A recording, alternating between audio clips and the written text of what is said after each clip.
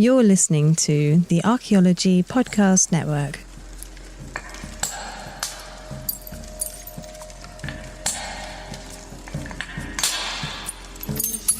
Welcome to episode 7 of Ethno. I was going to do a movie review of I Am Legend, as I said I would in the previous few episodes about the apocalypse, but today I am going to talk about something that is a huge bummer, and I had to put my dog down.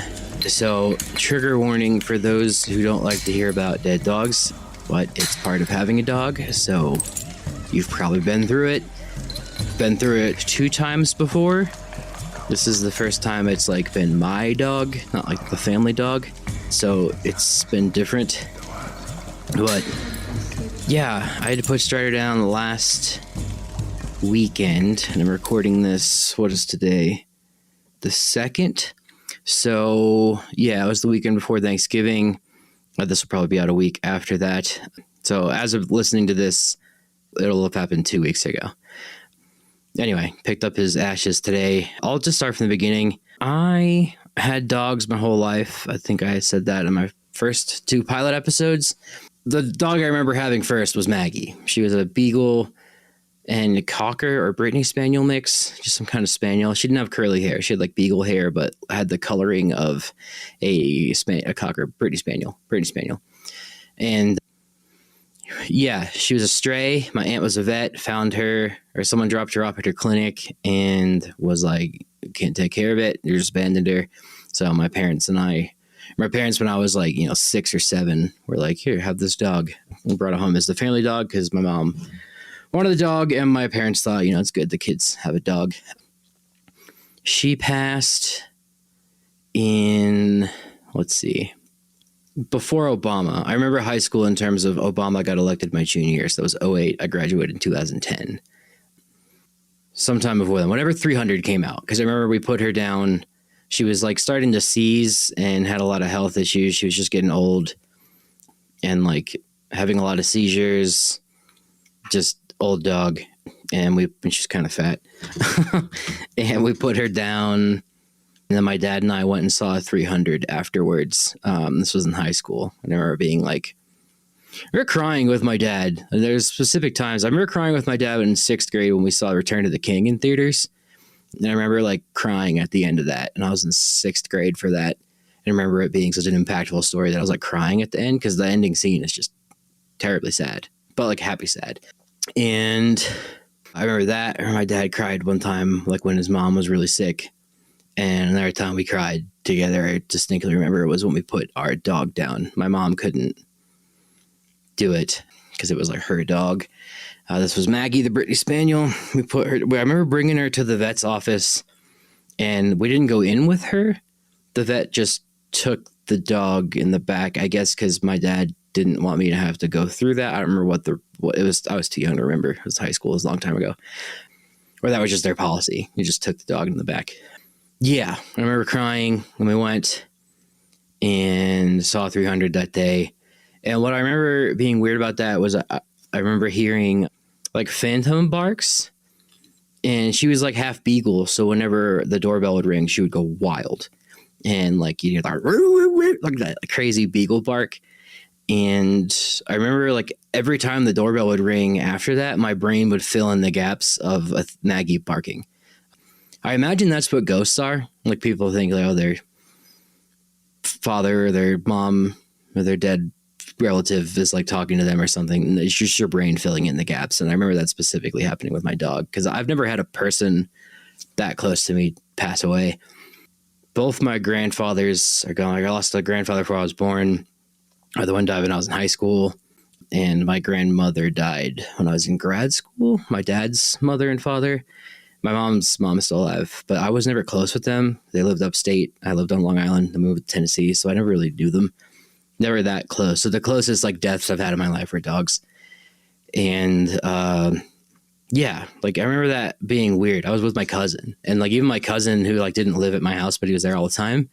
Also, like when the doorbell would ring, would like kind of his brain was filling it because I turned and looked, and he also turned and looked at the same. Like it's just weird. It's not a ghost. It's just your brain filling in the gaps.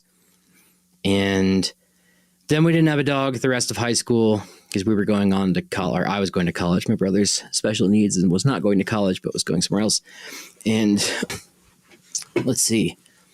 Continuing, I was in college and I went to Knoxville, UT Knoxville for college. My parents live in Franklin, Tennessee, which is a suburb of Nashville. So it was like a 2.5 hour drive, 3 hour drive to Knoxville. I'd go home all the time. It was home enough on the weekends that like I still consider our next dog my family dog, or like my dog in a sense. And this was we already had Maggie. The next dog we got was Athena, and I had chinchillas. I never mentioned that. I should probably do an episode on that. I had chinchillas through like most of college, my sophomore year through senior year. And I gave them back to one of the breeders when I was moving to grad school because I didn't want to move them across the country and figured they'd have a better life. Like, chinchilla, like this lady really cared about chinchillas. It wasn't like a farm. Machu Picchu and Sierra. And Machu Picchu and Sierra, they fought at first. Chinchillas are like really territorial for some reason. I guess because squirrels are too. They're basically just rats, like big furry rats that live in the Andes. And anyway, I'm talking about chinchillas now. I had chinchillas. We were going to Petco to get feed or whatever, sand for my chinchillas or alfalfa, I think is what you got. And they had like puppies outside. They clearly came from a puppy mill. Like this is like, and the lady that we got, like we just saw puppies. And here's the deal. I see on the internet will shit about or like shit on you for buying a puppy at a puppy mill or going to like a place that clearly the puppies are coming from puppy mill. I don't want to support that business, but also like, are you just going to leave the dog in the cage and like go back to the puppy mill? You're going to like the moral superiority of that is really weird to me. It's a dog that like it's alive, hasn't been aborted or killed. So that's a weird way to phrase that. It's a dog that, it has been born and it's alive. So it has a right to a good life. So we got Athena that way. And I remember it was really sad. Like my mom was just like, okay, I want that dog. It was a cute, very adorable chocolate lab that was mixed with something else. And I remember like we got her. I don't think we told my dad. I think we called my dad. I remember he said no. Like every dad is just like, no, we don't need another dog. And then we got him anyway. I got her. And my mom and I got her. I think my brother was with us too. And I remember like someone adopted the sister too. Or the brother, I think either way, it's the sibling of her in the litter. And we were like, all right, say bye. And they like kissed through the cage. And then we left and they're like, that's like terribly sad. You're just separating these animals at birth from their litter, but dogs don't care. So brought her back, had her forever.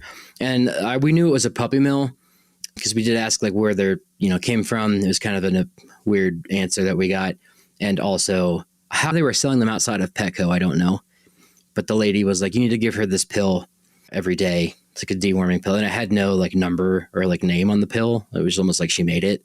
And my aunt is a vet. And my mom was like, what pill would we be giving her? And she was like, whatever she is telling you to give this dog, don't do it. You can get this. So it's nice having an aunt who's a vet because I can just text her whenever there's a problem. I'm digressing. I'm already 10 minutes into the podcast here, but had Athena and she wasn't the smartest dog. I don't think labs are always like good service dogs and like therapy dogs and stuff, but they're not like, unless you train them from birth, they're just, lab seems kind of like goofy and dumb to me, but that's why I love them.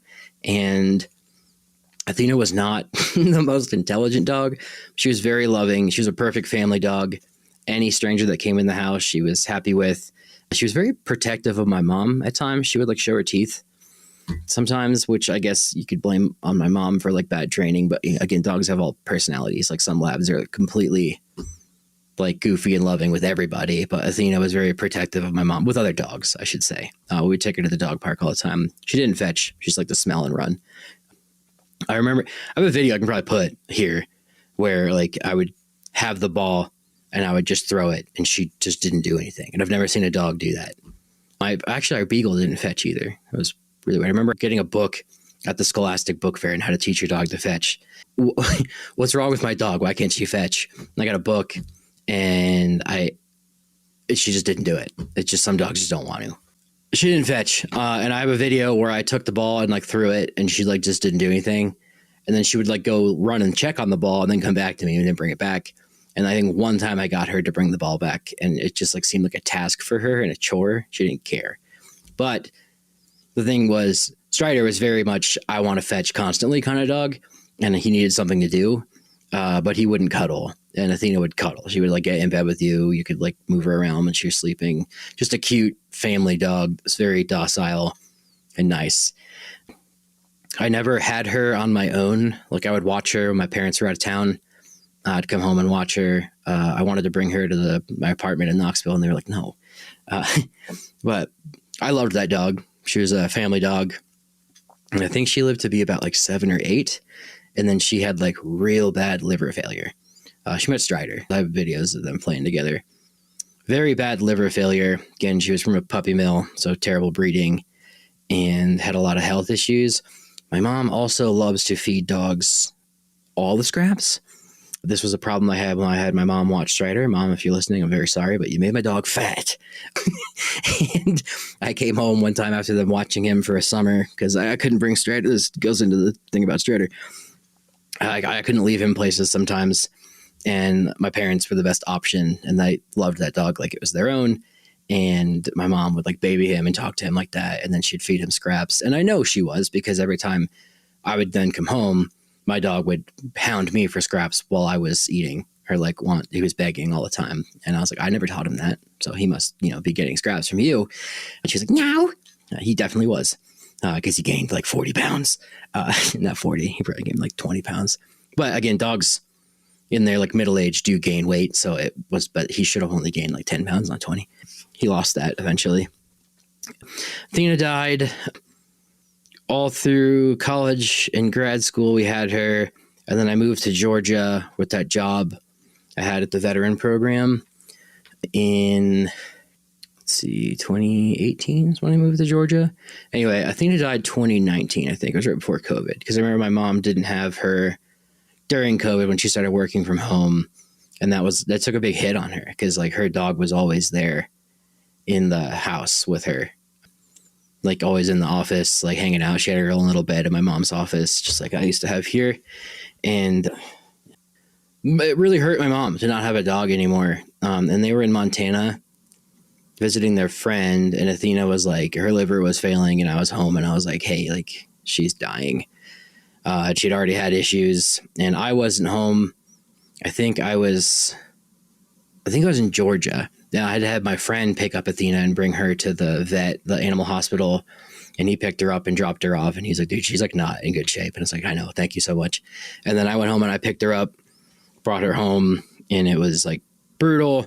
And I brought her home, laid her on a bed and like full of blankets, because she kept pissing herself and shitting herself. And my parents were in Montana. And I was like, you got to come home, because she's like, died. Like if you want to do it, if not, I'm going to have to go do it. And my mom and dad, like, because they had to leave, I think it was Bozeman or somewhere near there. They had to drive across Idaho to Spokane to fly home.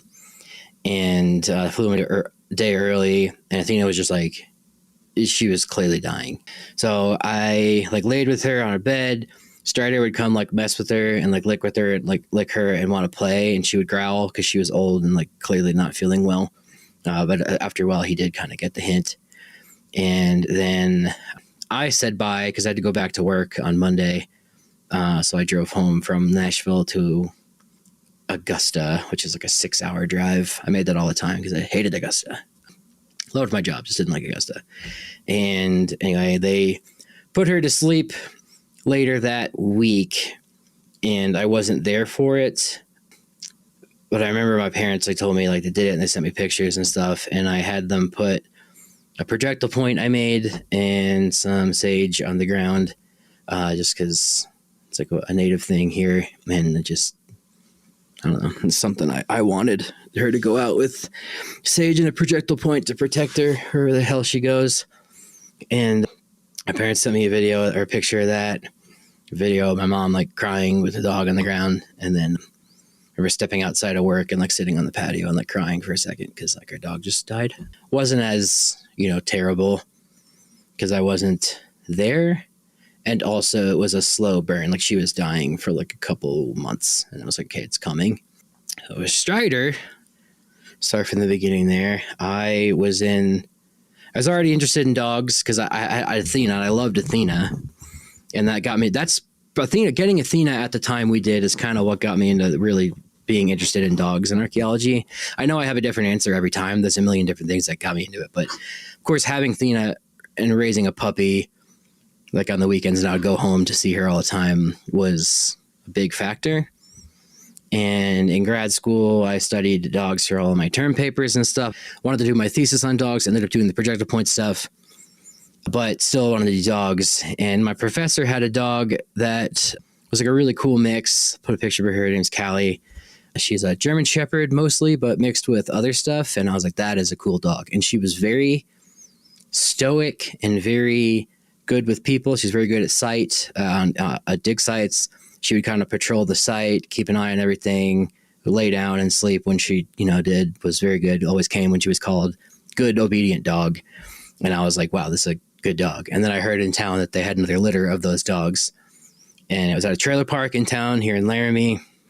And I went and saw it. And I was like, okay, I'm getting a dog. Because like the videos of Strider as a puppy were adorable. And yeah, I got him. I was going to name him Hiawatha at first, but it's the legendary, or whether he was real or not, was a legend in Iroquois history that like united all the tribes and made the Confederacy. And I thought that'd be a cool name for him, but it seemed kind of appropriative and also a lot of words, syllables to say. So love Lord of the Rings. He's black. I was like, Strider. That's a cool name. And Robert Plant and Led Zeppelin apparently named his dog Strider too. I didn't know that at first. I learned that after. Anyway, I got him and I raised him from 6 weeks old. I met the mom who was kind of aggressive, but like was a German Shepherd who had just had puppies and was at the dog park before she's going to be a little aggressive. So I just always kind of said that. I never met the father.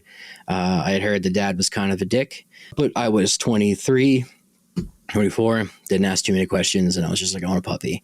And at that point I was just like, it's all the trainer. It's not the, and yeah, so I got Strider and I put him through puppy class and dog class. He got his canine good citizen thing, which is an American Kennel Club standard test of obedience. He was a good dog, great dog, adorable, played well with all the other dogs, played well with people, was great. And then like I trained, like obviously there's videos of me training my dog constantly. He was great. Excellent dog. We'd go hiking all the time. He would run up and down like while we were hiking and like protect us. And like, I wanted like a good outdoors dog. And that's what he was. Like he was built for the cold. He's a Wyoming mountain dog, which is a mix of German Shepherd, Norwegian Elkhound, and Alaskan Malamute, which is very obedient breeds and also like built for the cold. Like he's obedient, but the Shepherd and the Elkhound and the Malamute made him like he had big webbed feet. Not webbed feet, but like huge feet for the snow, good for skiing. A lot of them were used for search and rescue stuff out here. But another thing, a lot of them were like kind of aggressive, and that became part of a problem with Strider. And when we would hike, he would like run to the front of the group, run to the back of the group, and like circle around. And then he would like heel with me, run to the front, run to the back, and just like he was loving it. Like he had a job as this thing.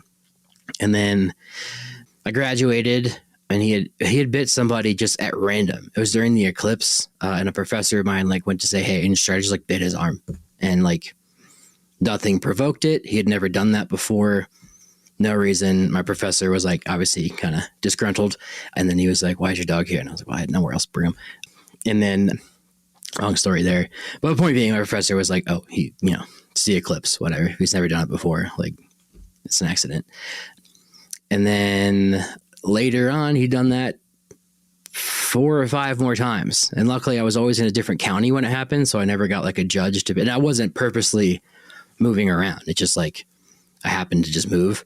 And sometimes, like when he would bite people, it would be like one time a kid. Like he was always great with kids, and he would walk up to me, and I dropped him off. This is a crazy thing too. I dropped him off at an academy. When I had to do a big long CRM project for a couple months. And I was like, well, I might as well have my dog go to a board and train because I have the money now. And this is after he bit my professor. And like, rather than just be babysat and not be trained while I'm gone, like have him, doing something constructive and working and being trained. And I brought him to like professional kennel place. And the funny thing was too, like our professional training place, after like 3 weeks, she sent me a picture just being like, yeah, he's in our house. Like he didn't even stay in the kennel anymore. Like with the rest of the dogs, they brought him in the house because they were like, he's a spectacular dog. He doesn't need any more training. Like he learned sit, he already knew all that, but he learned like searching. He learned heel. He learned to be off leash, to use an e-collar, use a prong collar, use like, what is it? He learned place. He learned like, basically they put him through therapy training or service dog training with the rest of the dogs, which was just like, doing the stuff that they did. And he was a really obedient dog. And the day I got there, I went and picked him up and he was like licking a baby. There's just a baby laying in one of those little like car seat things where it rocks back and forth on the floor. And Strider was just like licking the baby as I walked in, and like testament to how good of a dog he was. They just trusted him with a baby sitting there on the floor. Questionable to me. And then he saw me and just bolted for me at the door. And he was like, ugh. And I was like, are you sure this is fine? Like, oh yeah, he's great. Like sent me all these pictures of him like in their bed, like sleeping with, it was like this lesbian couple and like sleeping in the bed with them and hanging out and just being a good dog, which I thought was like so funny. And then he had like a therapy vest on, and a lot of the pictures, they would take him to the doctor's visits and stuff with them to be like good and obedient. And he was fine. And I picked him up, and then I moved to Georgia a couple of months later, brought him there. Oh, right. And in between that, I was living at my parents in Nashville for a few months, or in Franklin. And we went to the Women's March. Like we were there, and this kid walked by and like, they asked, can I pet the dog? And my dog was like twice as big as the kid. I don't know why the parents would say this anyway. I said, sure. And like I let the kid feed Strider a treat. It was all good. And like it was a fun, positive interaction. And they took pictures with him and stuff. And then an hour later, that same kid came like walking behind me. I didn't hear him or see him. And I guess he stepped on Strider's tail, and like Strider whipped around and didn't bite the kid, but just like whipped really hard. And he was twice the kid's size and knocked him over. His forehead was bleeding. And it wasn't like a bite. He just like, Strider's tooth was just stronger than the kid's skull as he whipped around, or his muzzle, I should say. And like his, snout. And I like flipped out, and I was like, what the fuck? Like, why would you, like, what the hell? To my dog, not to the kid. And then the dad came running over, and he was like, hey, I saw the whole thing.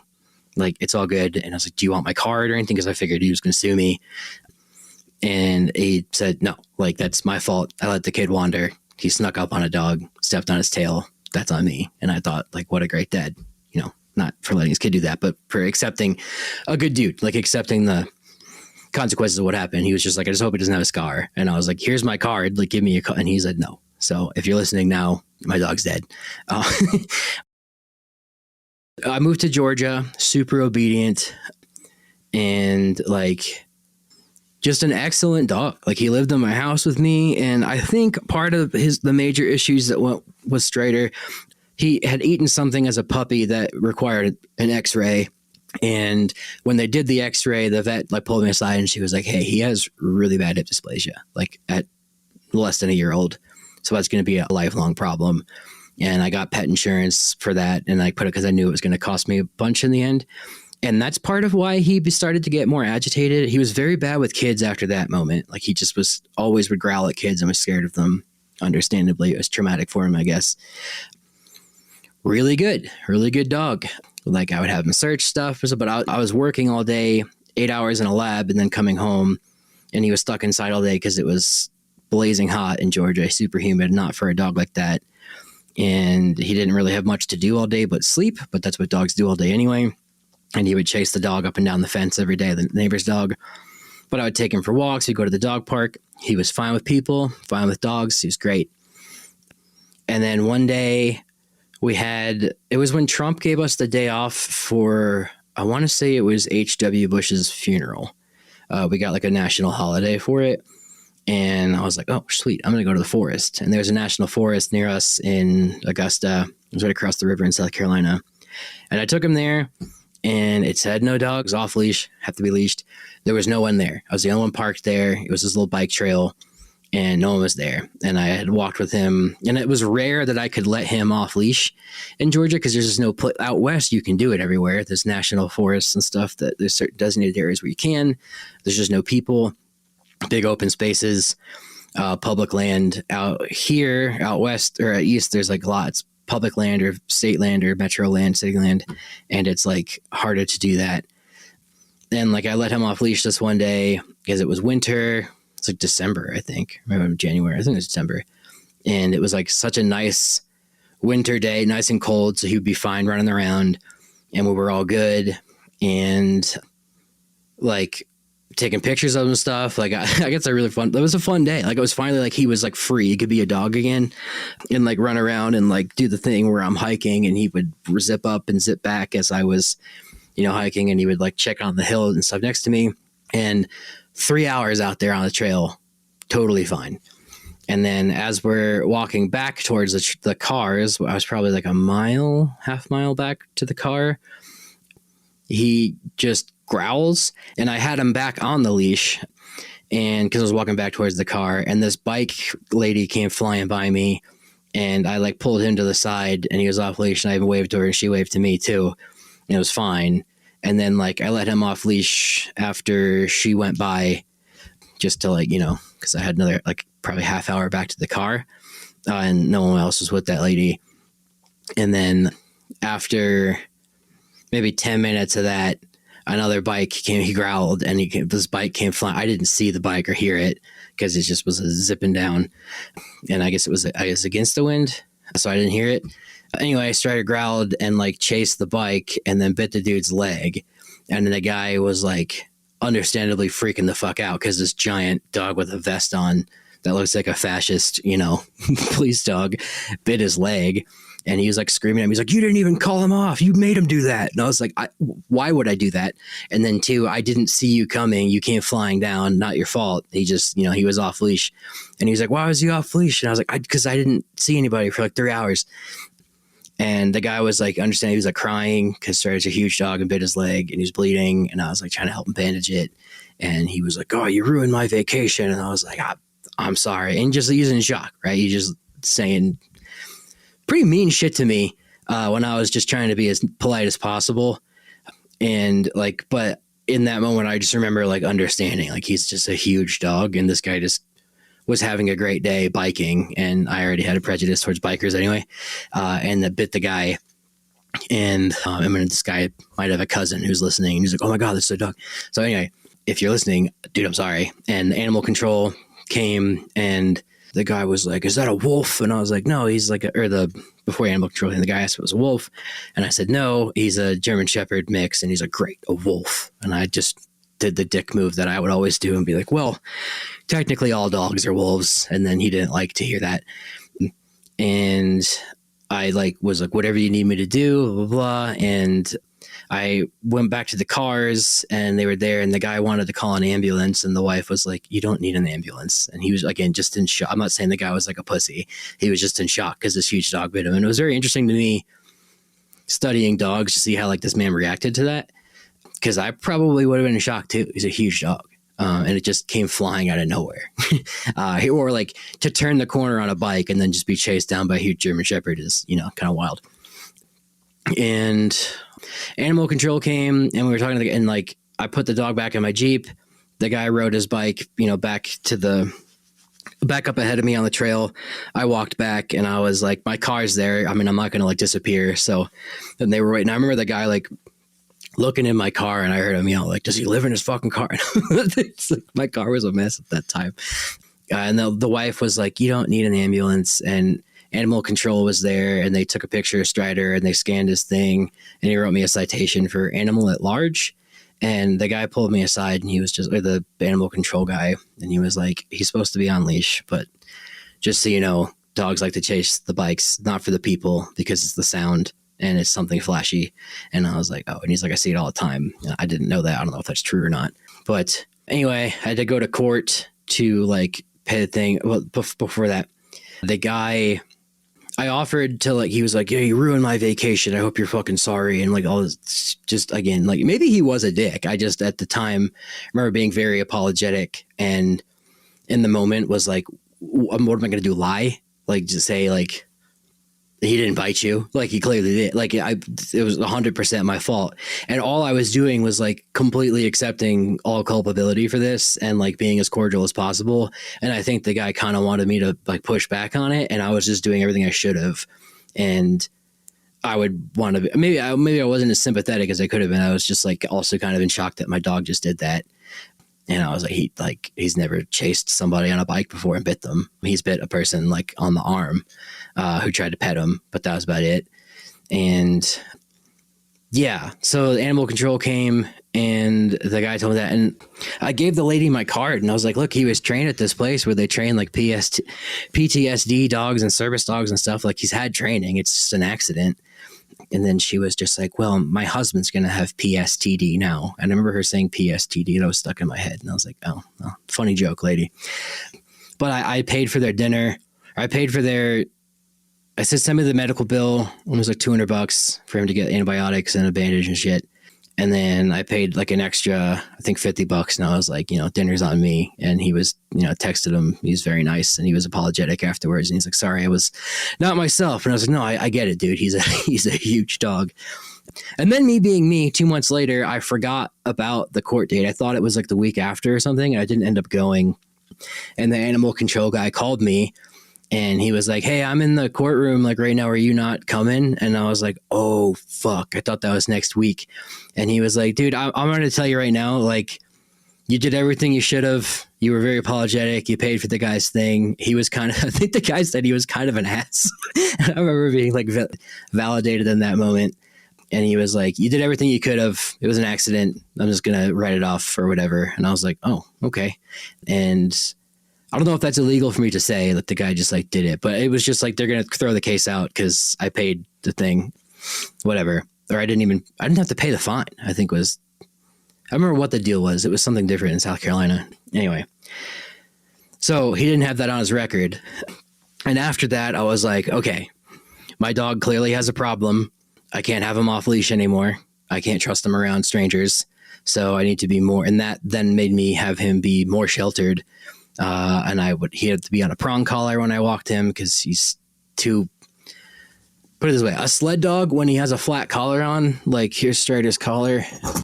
For anyone who's like force-free training, like I get it. I know where you're coming from, but it's easier when you have a beagle or a lab. When you have a 90-pound German Shepherd who is pulling a collar like this, who's part sled dog, just gives them more adrenaline. You do need the prong collar. And I'm sorry if that bothers you and you're like, oh, it's corrective training.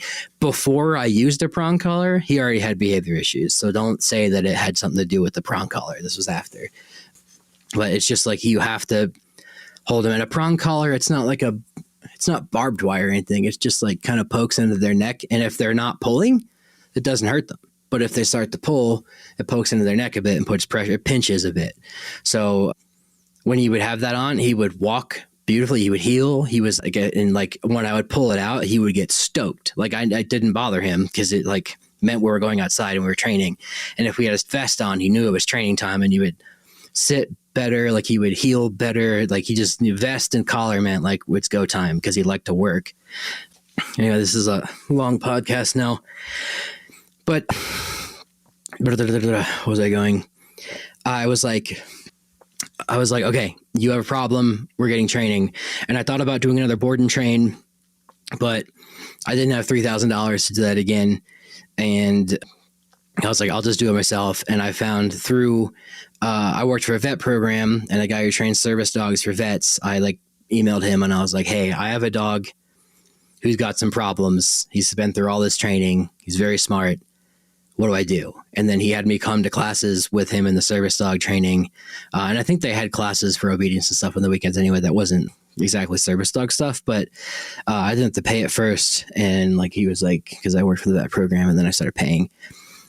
But him and his son ran it and they like took Strider as like a good case of like, this dog would growl at me when he first came. And then now he like loves to see me every week.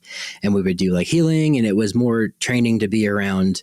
He was fine around other dogs. He would get reactive sometimes, but it was more people exposure. And I wanted more people to like be around him and come meet him and stuff. But of course the problem was like, he never bit anybody at class or anything like that. He was fine because he was in class and he knew he was training, and it was like, I need to be obedient. The only time he ever growled or like reacted bad at class was when a dog came too close to him one time he didn't like, and we were trying to get him more back in with kids. And I even said to the guy, I was like, I'm not comfortable with him being around kids because I'm going to get nervous when he's around kids because of what happened. And that's going to make him more nervous. But they were like, the best way to do it is exposure. And his daughter would like feed him treats and stuff. And I was fine with the daughter, but like any other kid, I was like, no. And they kind of like were cool with that too. But we at least tried, like got him near kids. And like when he was on his leash and collar with me, and I'd feed him treats and stuff. But to me, that's where positive and like treat training becomes kind of negative sometimes too, because in his head he might be like, oh, there's a kid there, I'm angry, and then I give him a treat for not biting the kid, but he's still getting a treat for there's a kid near here and I'm angry, or before he growls. He just, when he's growling, he's for sure indicating, but he might be like in his head, all right, it just doesn't work with me. So the e-collar and the prong collar did work. The prong collar was never correct. If you're using the prong collar to be corrective, that's where I'm against it. But just to keep him in like next to me is where I used it. And then he used his e-collar too when he was off leash training with me in the yard or like at the park with the people. And he was of course, he's a great dog. And they were like, there's really no need for you to come back anymore. Like, he's doing good, but just avoid these situations, avoid this, avoid that. And it just became like I had to avoid a lot of situations, and never had a bite issue for another like 3 years. But I was in Wyoming for field work.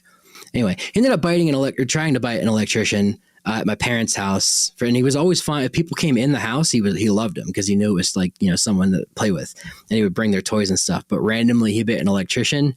And my parents were like kind of older and like couldn't grab him. My dad grabbed him and was like, I'm so sorry. And the electrician was like, it's all good. But my parents, even then, were like, there was nothing that provoked that. He just did it. And later on, my brother, who is severely autistic, my parents were out of town and he was watching my dog. We had a dog door. He'd go in and out and stuff. And yeah, like my brother could watch my dog just fine. My dog liked my brother. But he ordered a pizza. My parents ordered it for him. He was supposed to open it. But he opened the door and straight away ran out and just sniffed the pizza lady and then just chomped on her leg. And that one was on the doorbell camera, and we saw the whole thing. And it wasn't even like an aggressive bite. He just sniffed her and then like kind of like nipped her for no reason. He's never done that with other people that came to the door. And we assumed maybe he was like protecting my brother. But anyway, the funny thing about that was this poor lady, like, my dog bit her leg, and then my brother just said, sorry, and like took the pizza because he had already paid online, and then just closed the door. And of course, to her, being in shock, being bit by a dog was just like, what the fuck? And like my parents, Seth called and told them that my parents called the pizza place and were like, sorry. And the lady was like raging and like blah, blah, blah. And then they explained that my brother's special needs. And she was like, well, he shouldn't be watching the dog or answering the door, blah, blah, blah. And it like got kind of vicious. And my parents offered, if you can't work the next day, we'll pay for your thing. Like my parents it was, it was on my brother, but it was on them. It was like, it's not their fault. My dog just did it.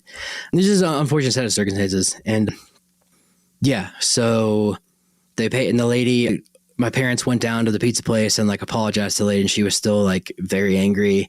But then she texted back, or I think maybe called back and apologized like the next day, being like, I'm really sorry. That's got to be a rough situation for you guys too with your son. And like, you weren't there. It's not your fault, blah, blah, blah. And it was all good. And I don't think it got filed with it's like every time he bit somebody, it never got filed except for that one time with the animal control guy. But even then he like threw the case out. So yeah. So the moral of that story is just like, I've seen a lot of dogs bite people, and I've seen them like lie and say that, oh, it wasn't like a bite or anything like that. The first time my dog bit my professor, I thought he did just growl. I didn't see him bite him.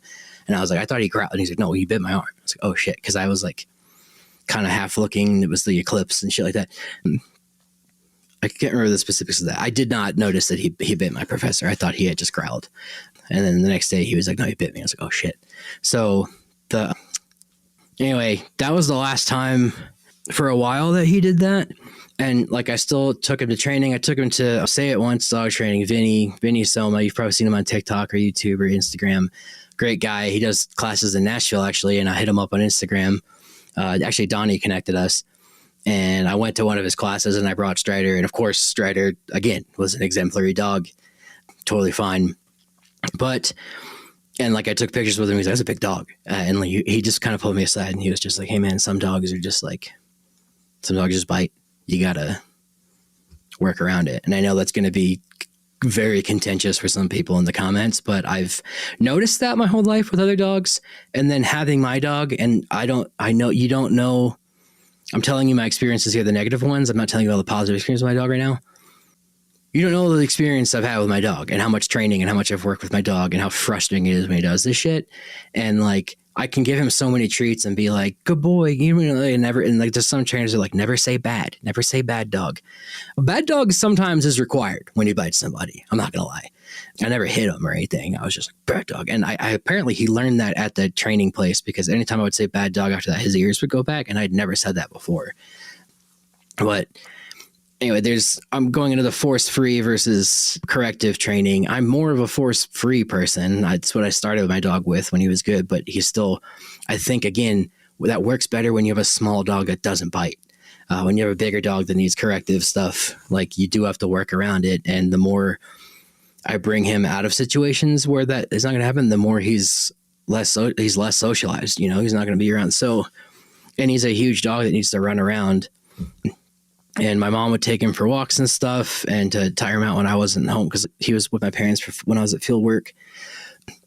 And then in the last year, though, he started, like, he always had bad hip dysplasia. I told you that in the beginning. Like, his hip dysplasia was bad. He always had trouble sleeping correctly. I know dogs get up and move around a lot and sleep, but I said this on Ologies the other day. He would like wake up and he would move around to different spots in the house where he would like sentry points, I guess, and where he always had a view of me and another entrance to the house. So like he would sleep in the hallway outside my door so that he could see down the hallway, but no, I was in my room. Or he would like have his head out, like half in my room, half out my room to see down the hallway. And at my parents' house, he would like move around between different points too to patrol the house. And a lot of that was him just doing that. But a lot of that too was he would wake up because he had hip pain, and he would like wake up and like yell. He would wake up and growl sometimes. He would like, he's just uncomfortable. And he was a huge fluffy dog that had a lot of knots and dreads in his fur, and he hated the groomer. He would like bite at groomers, and they're used to that obviously. But like some groomers were like, hey, he tried. This one lady who had like 3 teeth was like, he tried to bite me. And I was like, oh my God, I'm so sorry. She's like, oh, he's a shepherd. They do that. And I was like, oh, okay. Do you want me to not bring him back? And she's like, no, bring him back anytime. Like she was fine with it. But like he got really knotted, and all that fur would like pinch and stuff. And I tried my best to groom him, and I would do it as best as I could. But towards the end, this last year, he was like, it was very difficult to groom him, and he would never bite me. He never bit me. But like the last year, it was very difficult to groom him because I could tell how uncomfortable he was, especially with his hips, and how dreaded it stuff it was there. And that led to, it was more the hips than the fur, because I could take a scissor and cut out dreads and stuff. But like this last year, he would just start lunging at traffic, and he'd never done that before. We would just be on a walk, and he would like lose his mind when he saw a truck go by, which he used to never pay attention to. Like, again, he went through all this training, and he was like, they would throw a walker and throw crutches and like loud things near him that would crash and bang, and he was supposed to pay attention to, and he was great with that. But like on walks the last 2 years of his life, he would just get so reactive to trucks. He tried to chase a FedEx truck one time. My mom said he pulled her, or like knocked her over trying to grab. She held on to him. Actually, no, because one time he did run down the street trying to like smell a dog, and this is even with the prong collar on. And my mom's like not strong enough to hold him. So like, yeah, he just started like going crazy. And like, of course, when I had him, I would be like, we're trying to like, listen to me. And like, he would behave. But even after like that, he would still like lose his mind and like drool when he saw cars and stuff go by, which I'd never saw before. And he was always, I'm saying these negative things about my dog. This is like why I had to put him down. But like, clearly I loved my dog. Like this has been very hard for me. is the hardest decision of my life that I had to make. And I've cried enough the past 2 weeks. I don't really want to get into that, but just like the past week, I love my dog. And like everybody who knows my dog and like interact with my dog also love my dog. He was a lovable dog. I just was very good about not getting him into situations where this shit would happen. And that included like field work. And it wasn't that I was worried he would bite somebody at field work. It's just one of the sites that I worked at was on a busy road. And like, I didn't want to be digging and then worry about him running in front of traffic. Like he just like would try to bite the cars. And anyway, I brought him back to Wyoming with me this year and things are great. Like I'd bring him hiking and stuff, but he had to have a muzzle on. Oh my God, this is another problem too. I brought him in the bus. This is part of why when I had the bus, like I couldn't go as many places because I had Strider and he was just such a liability and it was too hot in the bus for him most of the time anyway to leave him in there and stuff. And he was just too big for it. But this year I finally brought him in the bus and we drove across the country with it and it broke down 3 times on the way out here. And one time it broke down outside Kansas City and it was Labor Day weekend or Memorial Day, whatever one's in May. And of course they couldn't work on it until the following Tuesday and it broke down on Friday. And I was like, oh my God. So I'm in this little, like, I got a decent hotel because I didn't want to stay in a motel for days, but one that could take pets that was near the auto shop. And like, I was just in this hotel room outside Kansas City with my dog. And like, I had to start giving him, my aunt was like, you got to give him trazodone. Like if you can't, like, I didn't have a car, I couldn't bring him out and stuff. I would walk him around the hotel, but he was just so, I guess because I was stressed out with the thing and it was hot and like we were stuck in this hotel room, he would start lunging at people and he was lunging at, it was dead the day I got there, but it was packed because it was the weekend, holiday weekend, and there was a big amusement park, a Worlds of Fun, I think it was called in Kansas City. And the place was like filled with people. And anyway, I was in this hotel and it just kind of let me know being in this hotel, him lunging at all these people and like growling and barking also while being on trazodone, that like, okay, there's something wrong with my dog. I finally got the bus to Wyoming. And when we got there, Strider was raised with Elko, Connor's dog. We raised them together, got them as puppies together. And the first day they got there, they got into a fight and I had his muzzle on and he was fine. So Strider couldn't do anything. And like, long story short, Elko would snap at Strider because Strider wanted to play. Elko didn't. And Strider's way of playing is very rough and he's twice his size. And then when Elko would snap, Strider would snap back and Strider would not end it. Like, and it would, like, we'd have to physically separate them. And it became very clear that, like, you know, Elko did not want to play with Strider, but Strider didn't take the hint. And they would like go at it. And at one point, like, Elko wasn't bleeding, but it was like a very solid bite that would have made me. And I was like, all right, they're not interacting to get, like, they're not going. It was always when they went outside to pee together. Inside, they were fine.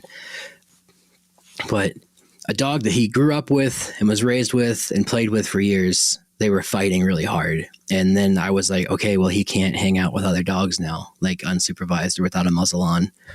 And I would take him for walks and stuff.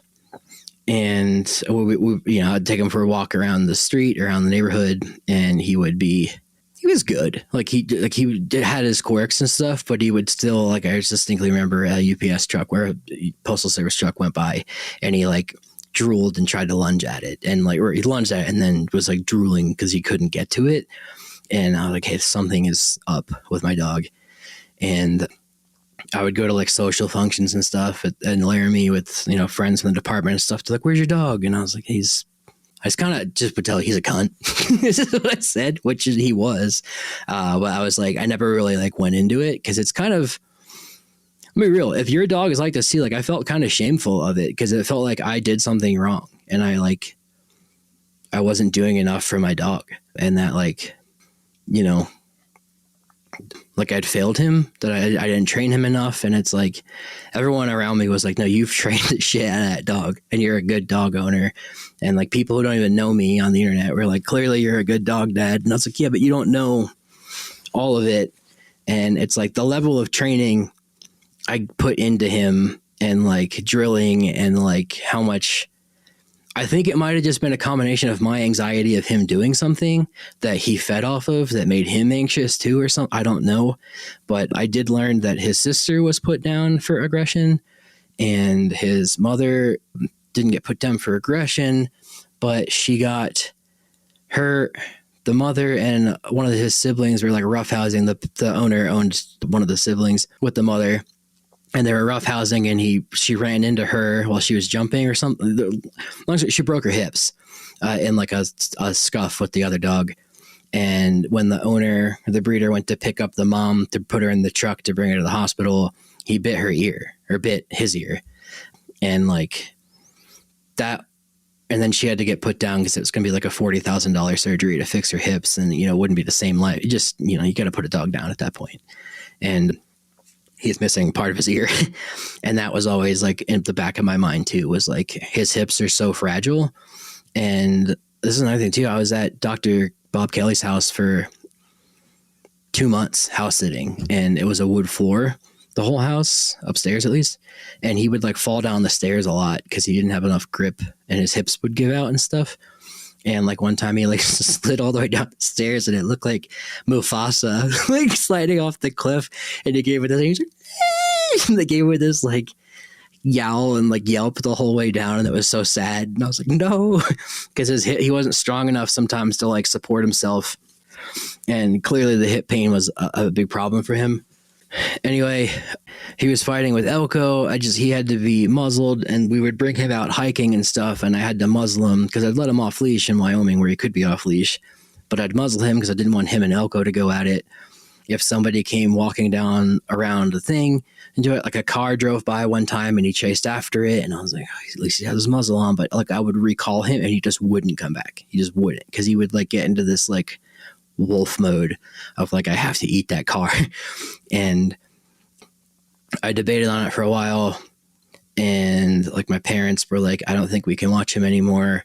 It got to the point where I couldn't let anyone dog sit him. I had to put him in a kennel, and I told the kennel lady, like, look, here's his deal.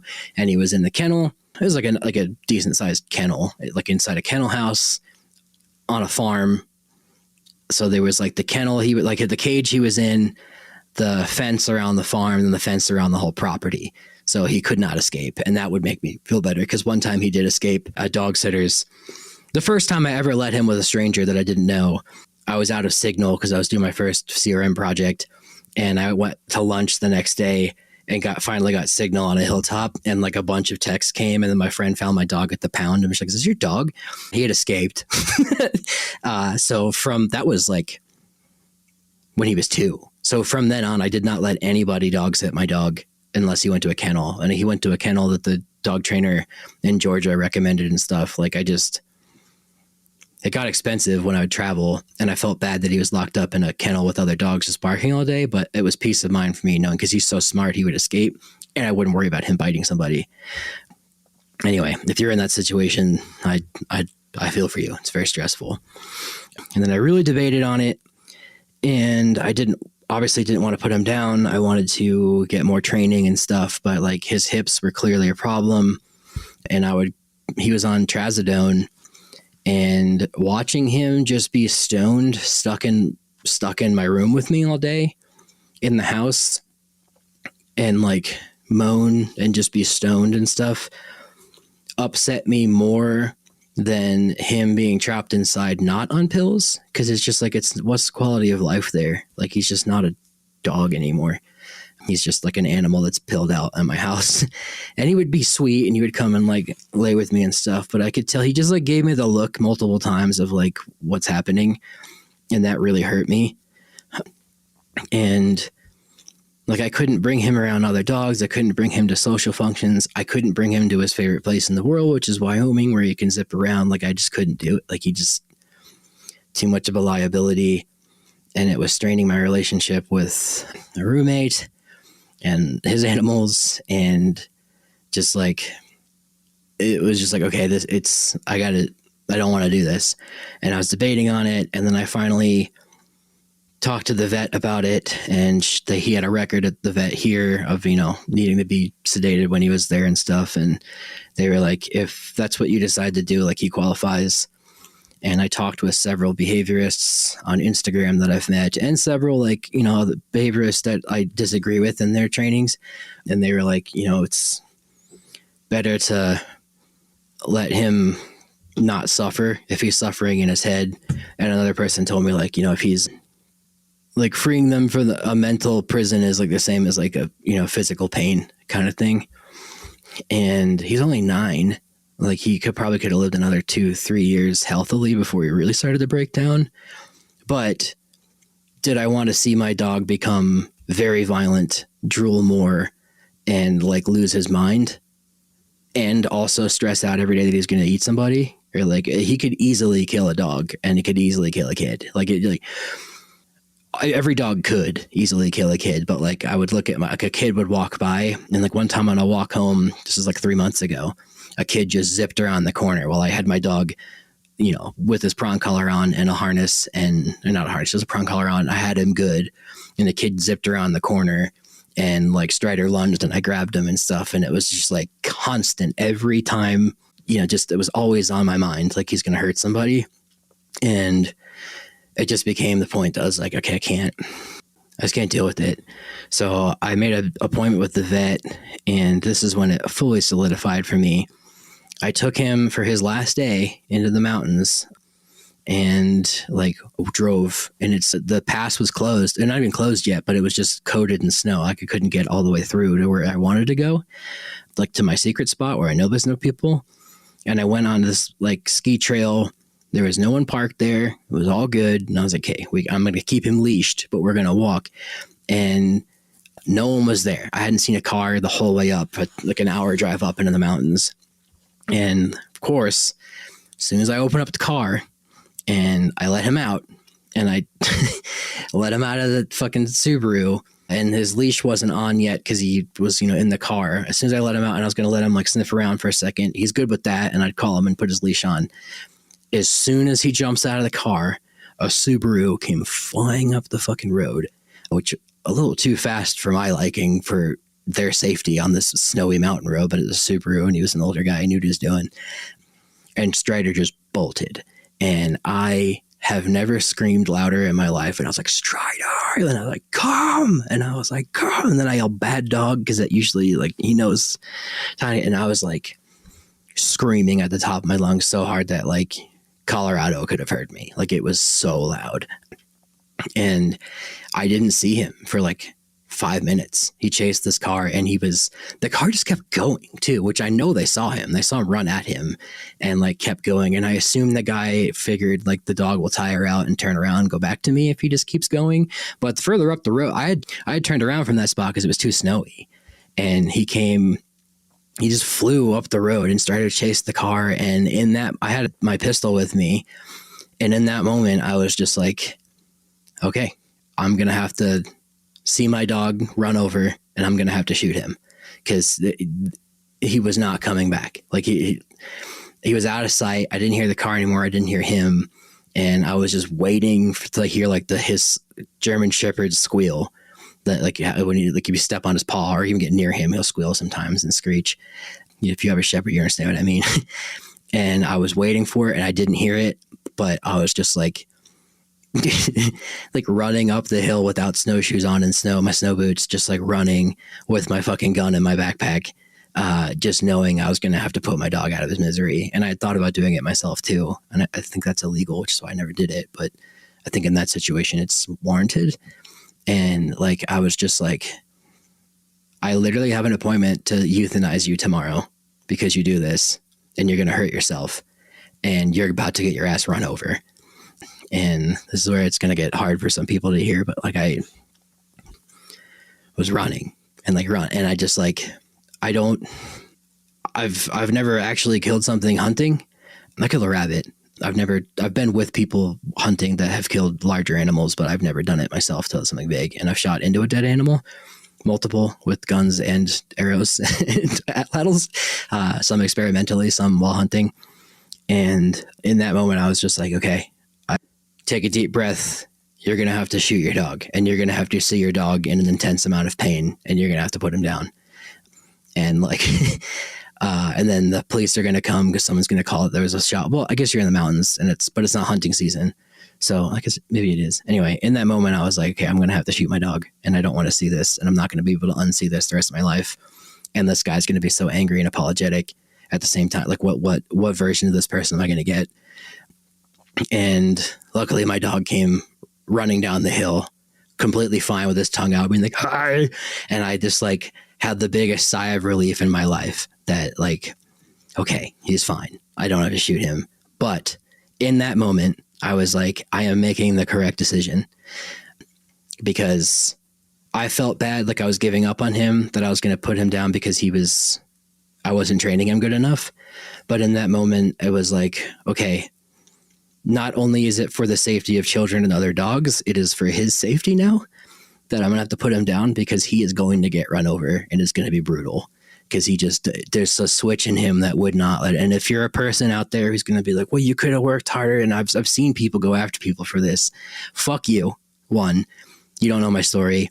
And then two, also fuck you. Like, I know what's best for my dog. And in that moment, that sigh of relief was just like, okay, he is going to hurt himself, and he's going to die if I don't do this. And I'm making the right choice.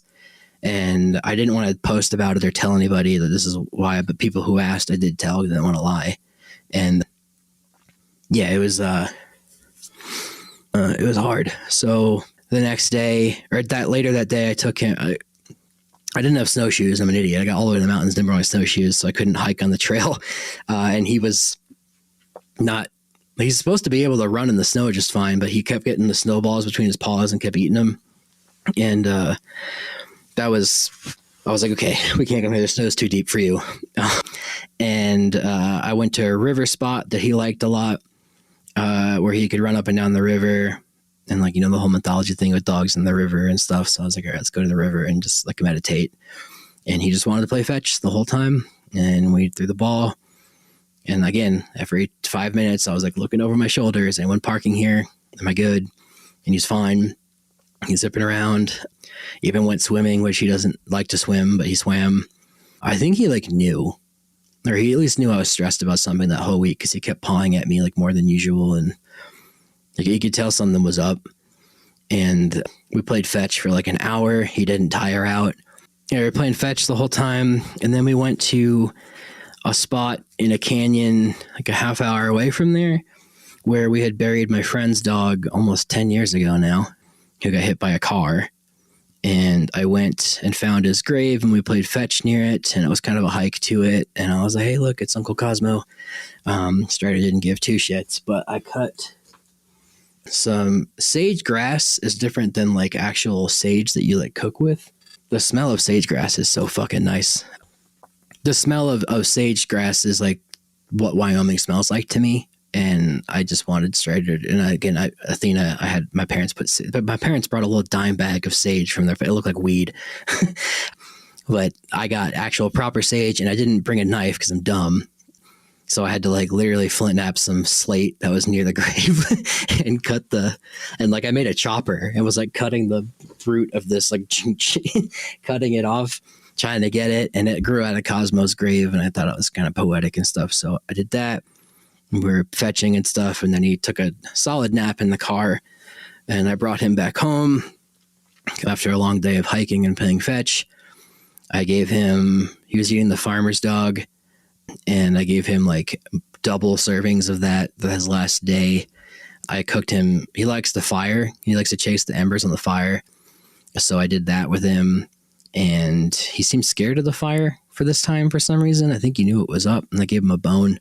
He was more preoccupied with the bone than the fire, but he didn't want to go near the fire. And again, I think he knew what was up, and I've cooked him salmon on the fire, let him eat that. And then the vet was like, you need to give him 5 trazodone. I usually give him 2.5, or 1.5. They were like, give him 5 in the night and 5 in the morning. So we sedated when he comes in. Of course, none of that did anything to him. He was already tired from hiking, but he was limping, and I didn't push him too hard year I had him because I didn't want to like make him limp as much anymore. So I didn't run him or I wouldn't let him fetch too long or run too long. And then long story short, he just passed out, but he was limping when I FaceTimed my parents and was like, you want to say bye? And, it was kind of bleak and sad. And they were telling me like, it's the right thing to do. And they were saying bye to Strider. And like, he was limping to the camera. And it was just like, okay, he can't even have like fun without being hurt. And it made me feel bad. And it just was so weird to like stare at your dog and be like, I'm putting you down tomorrow and you're not sick. But like, he's sick in the head. And it was really hard. And then he went to sleep. And then I woke up the next morning. The appointment was at 11. And I gave him more of his trazodone. I played with his flirt pole that he loves. It's like the pole with like the cat toy with the string and the feather on it, but same thing for a dog. It's what they use at military training with dogs. He loves that thing. We did that, played a bit. He was just kind of zooted and limping. And yeah, I brought the sage and I had my friend make me these Clovis points that you've probably seen in some of the videos here. One's Judean flint from the Negev desert in, I guess what is politically Israel, Palestine. And then this is Georgetown flint and another one I have around here somewhere. I laid those on the blanket with him and I put my Star of David necklace around his neck. I'm not religious, but I figured technically it's the Magam David, which is like the shield of David. And I was like, wherever he's going, like it'll protect him or something. I put that on him. I put the sage on the ground with him. And the vet came in and gave him this big... Connor was with me too. And like we were both like... I was trying my best not to cry because I didn't want Strider to be scared. Connor was like bawling because it's like he raised him too. And he knew how hard it was for me. And I put the bundle of sage with him. And the vet came in and gave him this like comically large... like a video game style syringe of sedative, and he was like fine. He was still like panting, and they came in twice and were like, he's still not laying down. And I was like, no. And this was on the triple dose of trazodone that I gave. He was just such a high energy dog, but not high energy really. He was just anxious. And this is another thing too, he would pant constantly. I know it's because he's like hot, but he also was just constantly stressed because his hips hurt, and he was stressed that he couldn't be watching everywhere in the house at once. Like it sounds made up, but like I've studied my dog enough to know like he was just constantly anxious about shit, and he would pant like anxiously. And it got worse as he got older, and he was just panting in the room. And I knew he was stressed because we were stressed, and Connor was crying, and I was trying to hold it.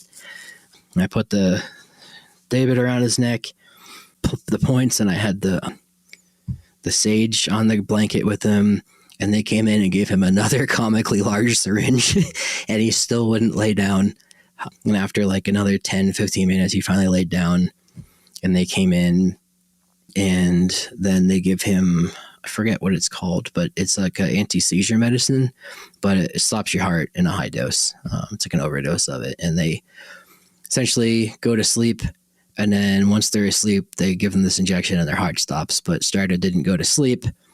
And he was I don't think he was scared. He was just anxious because every dog's anxious and scared at the vet kind of. And I was just petting him and telling him I loved him. And yeah, I just like made sure the last thing he saw was me. And I just wanted him to know that. I think he might have been stressed too because Connor was sitting in a chair behind us, and he might have wanted to see Connor too. But yeah, it's just slowly like... And then the vets were like really kind and calm.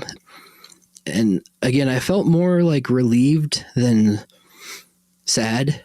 Like I was just like, after that day in the mountains in the car with the Subaru, I was like really worried he was just going to get run over because he just was losing his mind. And like, I felt guilty for not crying in the moment because I was so transactional for me, and like it was like, okay, what's happening? And then I had a plan for his body and stuff, and it felt bad. But as soon as like he finally laid down and the vet came in with the last syringe, and I was like, how long left? And then she was like, it usually works instantly. And I started sobbing, and like I just told him I love you, and I like was petting him, and I said I'll see you soon. And I remember exactly what I said. I think it was that. And yeah, I just kept telling him I loved him. I think I was, sob crying, yelling that at the same time. And I remember the vet finally broke down and cried too. She sniffled a bit because these two non-gay grown men were in the room just like sobbing over. Clearly we love the dog. There's my aunt has this in her practice too, and it's called the last kiss, and you can give a dog a Hershey kiss for their last snack when they're in the euthanasia room because they can't have chocolate. And I tried to give it to Strider, and he, much like Strider only eats meat. He hated vegetables and anything that wasn't meat. So he just turned his head away from the Hershey kiss. But yeah, he was scared of the injection, and he looked up because they had to shave his leg and touch his leg, and he didn't like people touching his leg or his backside. But I was holding him. I was like, it's okay, and I love you. And then it took another like 3 minutes for his heart to stop beating, which should be instantly.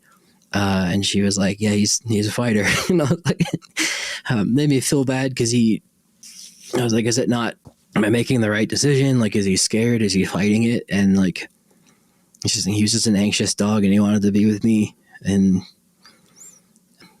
he died, and I like stopped crying, and I was talking to the vet, and I was like, I'm sorry, you guys, I had to ruin your Saturday. And they were like, no, it's okay. And like, clearly you loved him and you're doing the right thing. And they asked me if I wanted to cremate him. And I said, well, I'm taking him we were driving him. I made an appointment with a taxidermist in Cheyenne to process his bones in a beetle colony so that I can have his skeleton, because I want to do like a display with his bones and then 3D scan them before I make the display. Sorry, I want to make a 3D scan of his bones to have them for educational purposes so I can 3D print them later too.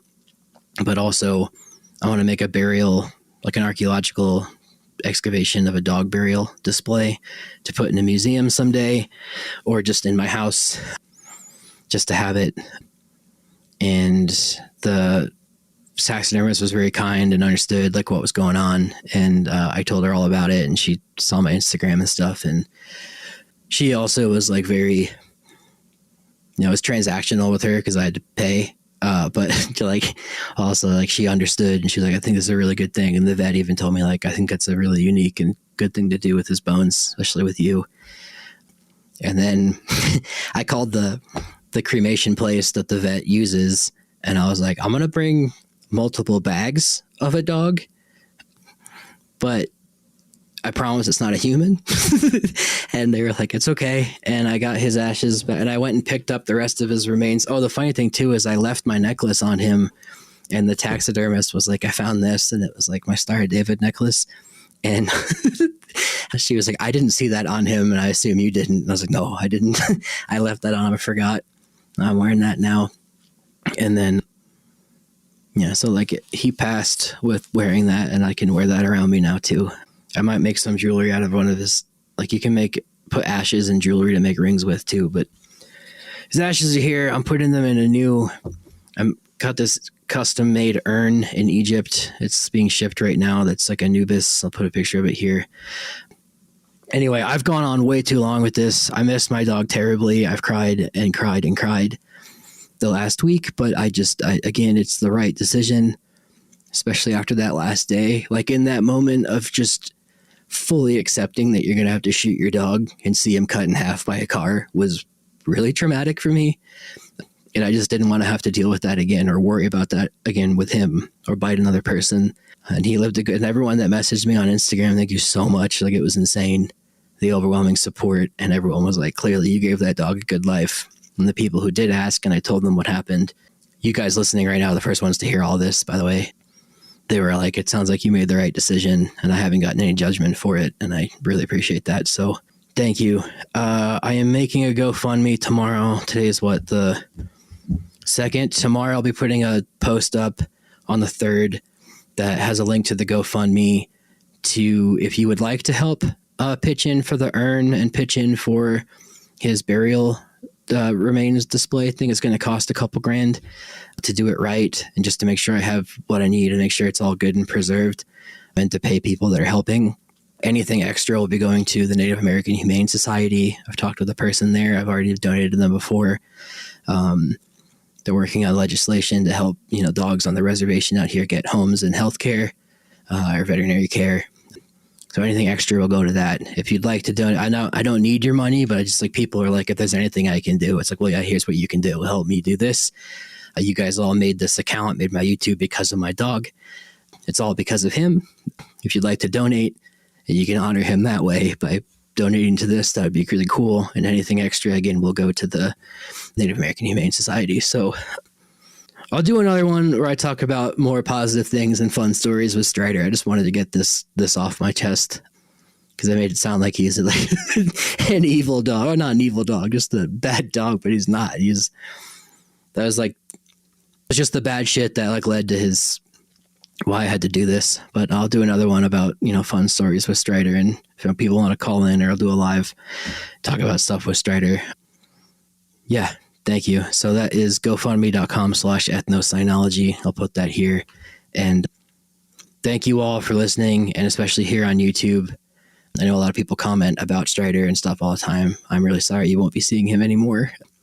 I'm sorry, I am too. Yeah, I just miss my dog. I know you will too. But we'll get through it.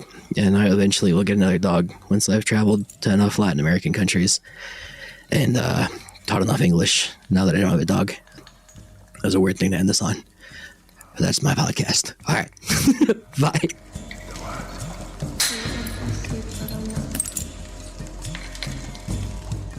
The Archaeology Podcast Network is 10 years old this year. Our executive producer is Ashley Airy, our social media coordinator is Matilda Siebrecht, and our chief editor is Rachel Roden. The Archaeology Podcast Network was co-founded by Chris Webster and Tristan Boyle in 2014 and is part of Cultura Media and DigTech LLC. This has been a presentation of the Archaeology Podcast Network. Visit us on the web for show notes and other podcasts at www.archpodnet.com. Contact us at chris@archaeologypodcastnetwork.com.